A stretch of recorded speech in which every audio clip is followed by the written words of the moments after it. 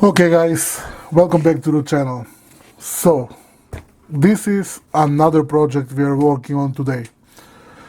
This is a rustler, two-wheel drive. I bought it a couple years ago. I already worked on this one, so I washed it, I changed the back tires, I was swapping some motors, but now we're gonna install the new one. And I changed the shock oil.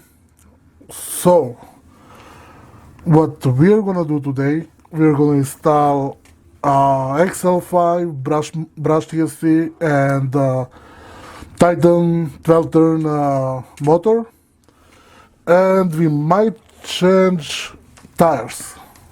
Okay guys, so we are pretty much done. Okay, we should be good to go. Yes.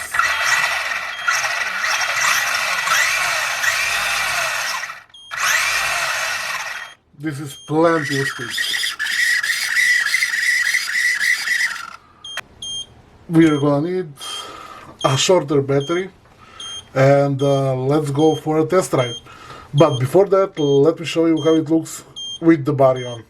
So with this black body, black chassis, black tires, except shiny chrome wheel, it looks absolutely awesome. Suspension is really plush.